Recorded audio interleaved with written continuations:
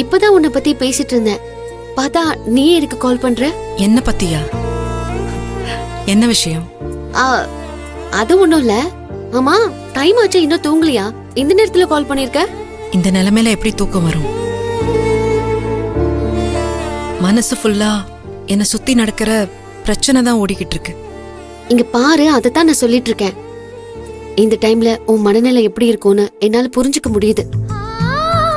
அதே நேரத்துல எந்நேரமோ அதே நினைச்சுக்கிட்டு நீ தூங்காம இருந்தா அது சரியில்லடி. நீ இந்த பிரச்சனையை விடு, நான் பாத்துக்கிறேன். எப்படி சக்தி யோசிக்காம இருக்க முடியும்? மத்த பிரச்சனைனா சமாளிச்சிருவேன். அதுக்கெல்லாம் நான் பயப்படவோ துவண்டு போறத பத்தி யோசிக்க கூட மாட்டேன். ஆனா இந்த பிரச்சனையை என்னால அப்படி ஹேண்டில் பண்ண முடியல. ஊரே என்ன தப்பானவங்கன்னு பேசிக்கிட்டு இருக்காங்க. அது தெரிஞ்சும் எப்படி என்னால அத பத்தி யோசிக்காம இருக்க முடியும்? என் வாழ்க்கையில நான் இப்படி ஒரு சூழ்நிலையை சந்திப்பேன்னு நினைச்சு கூட பார்க்கல.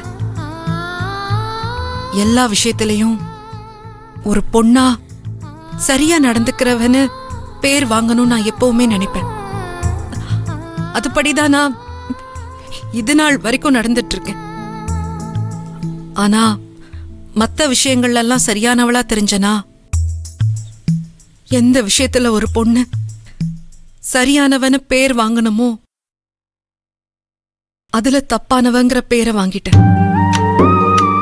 அத நினைச்சாதான் மனசுக்கு ரொம்ப கஷ்டமா இருக்கு சக்தி. என்ன பொறுத்த வரைக்கும் நான் எந்த தப்பும் பண்ணல. ஏன்னா என்ன பத்தி எனக்கு தெரியும். ஆனா இந்த ஊர் உலகத்துக்கு எப்படி நான் நிரூபிக்க போறேங்கிறது தெரியல. இங்க பாரு கையல், ஊர் உலகத்தை பத்தி முதல்ல யோசிக்கிறத விடு. இந்த ஊர் உலகத்தை பொறுத்த வரைக்கும் நாம சந்தோஷப்பட்டா நம்மள பார்த்து வயிறு எரியும். நம்ம கஷ்டப்பட்டா அத பார்த்து ரொம்ப சந்தோஷப்படுவாங்க. அவங்கள பத்திலாம் நீ யோசிச்சுட்டே இருக்காத. இங்க பாரு, உன்னை நம்ப வேண்டியது அவங்க இல்ல, உன் குடும்பம், அப்புறம் உன் ஃப்ரெண்டு நான். நாங்களும் உன்னை நம்பிட்டு தானே இருக்கோம். அப்புறம் என்னடி உனக்கு? நம்மள பத்தி தெரிஞ்சவங்களுக்கு நாம யாருன்னு நிரூபிக்க வேண்டிய அவசியமே இல்ல. அதே மாதிரி நம்மள பத்தி தெரியாதவங்களுக்கும் நம்மள நம்ப மாட்டேன்னு பிடிவாதமா இருக்கிறவங்களுக்கும் நம்ம யாருன்னு நிரூபிச்சு பிரயோஜனமும் இல்ல. உண்மை எது பொய் எதுன்னு தெரியும் போது எல்லாருக்குமே தெரிய வரும். அதுக்கு என்ன, கொஞ்சம் டைம் ஆகும். அந்த நாளும் வரும்டி. ஏன்னா உண்மை நடக்கும், பொய் பறக்கும். உன் விஷயத்திலயும் அதாண்டி நடந்திருக்கு. உன்னை பத்தின பொய்யான விஷயங்கள் எல்லாம் வேகமா பரவிட்டு இருக்கு. ஆனா உன்னை பத்தின உண்மைலாம் இப்போதைக்கு யாருக்கும் தெரியாம இருக்கலாம். ஆனா நீ பொறுமையா இருந்து உன் பக்கத்து உண்மைய இந்த உலகத்துக்கு நீ சொல்லும் போது எல்லாருக்கும் தெரிய வரும், புரிய வரும். அது வரைக்கும் எதை பத்தியும் யோசிச்சு மனசு போட்டு குழப்பிக்காத. கயல், உனக்கு நான் எதுவும் சொல்ல வேண்டியதில்ல. நீ தைரியமான பொண்ணு. உன்னை பார்த்து உன்ன மாதிரி ஒரு போல்டான பொண்ணா, எதையும் சமாளிக்கிறவளா, என்ன பிரச்சனைனாலும் தைரியமா எதிர்த்து நிக்கணும்னு நானே பல நாள் யோசிச்சிருக்கேன்டி. அப்படிப்பட்ட பொண்ணுதான் நீ. இப்ப நீ இந்த விஷயத்துக்காக துவண்டு போயிருக்கிறத என்னால ஏத்துக்க முடியல. நான் உன்கிட்ட அப்ப சொன்னதுதான் நான் இப்பவும் சொல்றேன். நீ தனி ஆள் இல்ல. எப்பவுமே உன் கூட நான் நிப்பேன். சீக்கிரமே இந்த பிரச்சனையில இருந்து நான் உன்னை வெளியில கொண்டு வரதுக்கு என்ன பண்ண முடியுமோ அதை நான் பண்றேன். நீ தைரியமா இரு. தேங்க்ஸ். தேங்க்யூ சக்தி. என்ன சொன்ன? தேங்க்ஸா? தேங்க்ஸ் எதுக்கு இப்போ? இல்ல,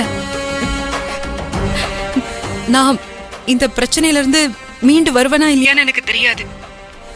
ஆனா இப்படி ஒரு பிரச்சனையில இருக்கேன்னு தெரிஞ்சுக்கிட்டு எனக்காக ஓடி வந்து உன் பக்கத்துல நான் நிக்கிறேன். தைரியமா இருன்னு சொன்ன பாத்தியா? அந்த ஒரு விஷயம்தான் எனக்கே தெரியாம எனக்கு ஒரு பெரிய நம்பிக்கை வந்துருச்சு.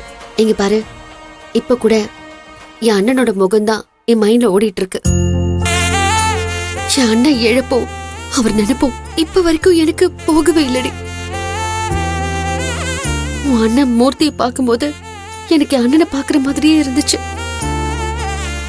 எப்படி என் அண்ணன் இப்படி ஒரு பிரச்சனையில மாட்டிக்கிட்டு நொந்து போகும்போது அதை பார்த்து ஒரு தங்கச்சியா நானும் என் குடும்பமும் எவ்வளவு கஷ்டப்பட்டோன்னு எங்களுக்கு மட்டும் தாண்டி தெரியும்.